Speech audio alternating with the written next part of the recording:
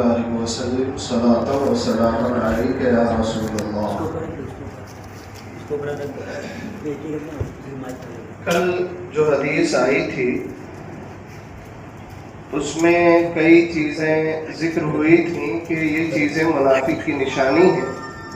سب سے پہلی چیز اس میں یہ تھی کہ اذا اؤتمن خان، جب اس کو امانت دی جائے تو وہ امانت میں خیانت کرے۔ امانت کا معنی کیا ہے اور خیانت کس کو کہتے ہیں، یہ دو چیز آپ پہلے سمجھ لیں۔ امانت امن سے بنا ہے، اس کا معنی ہوتا ہے کسی پر بھروسہ کرنا، اعتماد کرنا، اور اصطلاح میں امانت بولتے ہیں کہ کسی کے پاس اپنی کوئی چیز رکھ دینا، کسی کے پاس اپنی کوئی چیز رکھ دینا اس یقین کے ساتھ، اس بھروسے کے ساتھ کہ یہ صاحب اس کی حفاظت کریں گے، یہ امانت ہے، اور اسی کو ادا کرنا، اسی کی حفاظت کرنا، یہ امانت داری ہے۔ اور خیانت، یہ اس کا معنی ہوتا ہے دھوکہ دینا۔ آپ نے اس کی حفاظت نہیں کی اور آپ نے اس میں خرد برد کر دیا، آپ نے اس میں کچھ تبدیلی کر دی، یہ خیانت ہوگی۔ اس کی میں ایک مثال آپ کو دوں۔ مثال کے طور پر کسی آدمی نے آپ کو 2000 روپے دیے، 500 کی نوٹ 2000 روپے دیے کہ آپ اس کو مجھے پرسوں یا 10 دن کے بعد یا جب میں مانگوں تب دے دینا۔ آپ نے رکھ لیے۔ اب آپ پر یہ چیز امانت ہو گئی آپ کے پاس۔ آپ کے لیے ضروری ہے کہ آپ وہی نوٹ، کیا؟ وہی نوٹ اسی حال میں جس طرح سے انہوں نے دیا ہے لے جا کے اپنے گھر میں یا کہیں رکھ دیں۔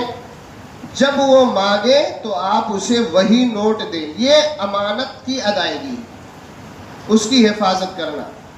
عام طور پر آپ یہ سوچتے ہیں کہ چلو 2000 روپیہ دیا، اس کو خرچہ کر لیتے ہیں، دوسرا دے دیں گے۔ یہ امانت داری نہیں ہوئی، یہ امانت داری، سمجھ رہے ہیں آپ 2000 روپیہ دے رہے ہیں مگر بدل کے دے رہے ہیں، تو یہ آپ کی امانت داری نہیں ہوئی۔ تو ایسے ہی کسی نے آپ کے پاس اپنا موبائل رکھا کہ مجھے موبائل دے دینا، آپ نے جو ہے لے کے گئے گھر پہ، اس کو استعمال کر لیا، یہ آپ کی طرف سے امانت میں خیانت ہوئی۔ اس کو چیک کیا، اس کے میسج پڑھے، اس کے واٹس ایپ دیکھے، اس کے اور دیگر سوشل سائٹس دیکھے، یہ آپ کی طرف سے امانت میں، جی ہاں یہ خیانت ہے، یہ گناہ کبیرہ ہے۔ یہ کیا ہے؟ یہ جہنم میں لے جانے والا عمل ہے۔ آپ سوچتے ہیں آسان ہے؟ یہ شہادت گہے الفت میں قدم رکھنا ہے۔ لوگ آسان سمجھتے ہیں مسلمان ہونا آسان نہیں ہے، اور پھر ہندوستان جیسے ماحول میں مسلمان ہونا تو اور بھی مشکل ہے۔ لیکن انہی احکام پہ عمل کر کے جب بندہ نکلتا ہے نا تو اللہ اس سے راضی ہوتا ہے، فرشتے اس کے استقبال کے لیے تیار رہتے ہیں۔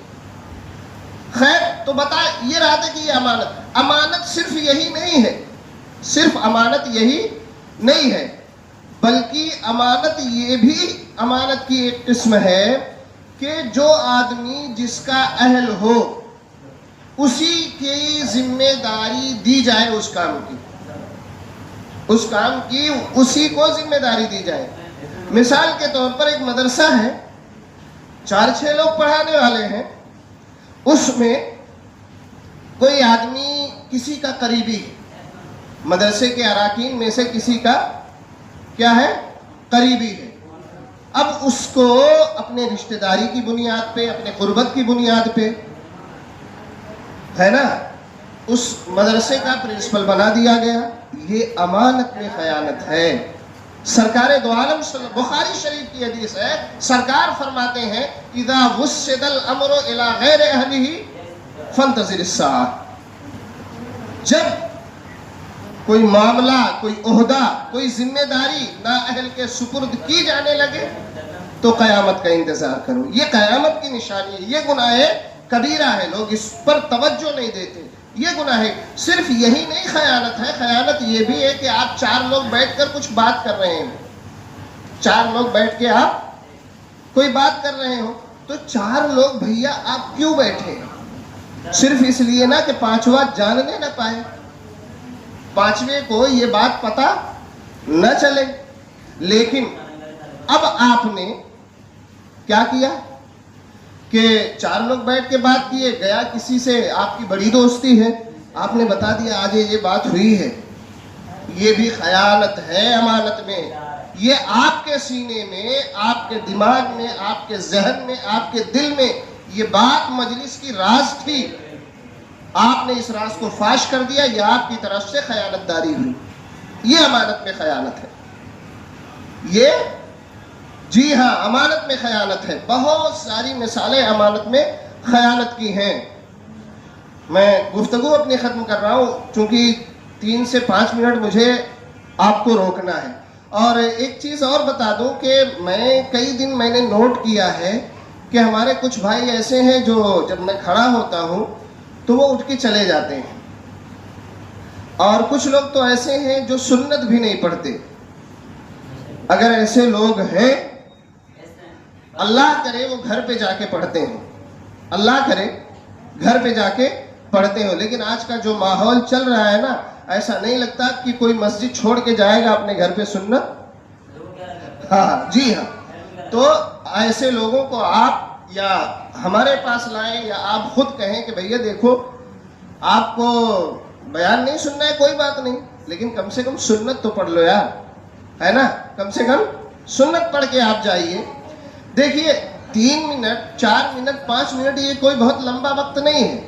آپ جو ہے ہاں کوئی گراہک چھوڑ کے آئے ہیں، آپ دکان کھول کے آئے ہیں، بے شک آپ چلے جائیں، آپ کو آپ کے اوپر روک نہیں ہے، لیکن یہ کہ کبھی کبھی ہوتا ہے نا کہ ہم مسجد میں بیٹھے رہتے ہیں تو دل میں خیال آتا ہے چلو یار چلو باہر چلتے ہیں۔ یہ جانتے ہیں کیا چیز ہے؟ یہ شیطان کا آپ پر قبضہ ہے۔ یہ کیا ہے؟ جی ہاں، شیطان آپ پر حاوی ہے، شیطان آپ پر غالب ہے، شیطان آپ کے دل میں وسوسے ڈال رہا ہے، کھود رہا ہے، کرید رہا ہے کہ چلو نکلو یار، نکلو یہاں سے۔ اور یہ اس بات کی علامت ہے کہ آپ کا دل مسجد میں، جی ہاں، جب آپ 3 منٹ 5 منٹ نہیں رک سکتے ہیں تو سوچئے کہ آپ کس حیثیت کے ہیں، اور وہ بھی مسجد میں، وہ بھی سرکار دو عالم صلی اللہ علیہ وسلم کی بات کے لیے۔ گزارش ہے کہ آپ ایسے لوگ ہوں، خاص طور سے جو بغیر سنت پڑھ کے جاتے ہیں، ان سے آپ بعد میں ملیں، انہیں سمجھائیں کہ ٹھیک ہے آپ دکان چھوڑ کے آئے ہیں یا کوئی بہت اہم کام چھوڑ کے آئے ہیں تو آپ چلے جائیں، مگر سنت ضرور پڑھ لیں، اس لیے کہ یہ سنت مؤکدہ ہے۔ مغرب کے بعد کی جو رکعت ہے 2 رکعت، وہ کیا ہے؟ سنت، جی ہاں سنت مؤکدہ ہے۔ اس کا ادا کرنا اگر لگاتار چھوڑتا ہے آدمی سنت مؤکدہ کو تو وہ فاسق ہے، اگرچہ داڑھی رکھا ہو، اگرچہ 5 وقت کی نماز پڑھتا ہو، لیکن کبھی اس نے چاند دیکھا نا، اس کی گواہی قبول نہیں ہوگی، اس کی گواہی، جی ہاں، تارک سنت مؤکدہ مواظبت کے ساتھ یہ فسق کا سبب ہے۔ اس لیے گزارش ہے کہ ایسے لوگوں کو آپ سمجھائیں۔ رب کریم سے دعا ہے کہ خدا وحدہ لا شریک ہم تمام لوگوں کو نبی کی سنتوں پر عمل کی توفیق عطا فرمائے، اور ہم سب لوگوں کو امانت میں خیانت سے محفوظ فرمائے۔ ان اللہ و ملائکتہ یصلون علی النبی یا ایھا الذین آمنوا صلوا علیہ وسلموا تسلیما۔ اللہم صلی علی سیدنا مولانا محمد بارک وسلم صلاۃ و سلاما علیک یا رسول اللہ۔ سبحان ربک رب العزۃ عما یصفون وسلام علی المرسلین والحمد للہ رب العالمین برحمتک۔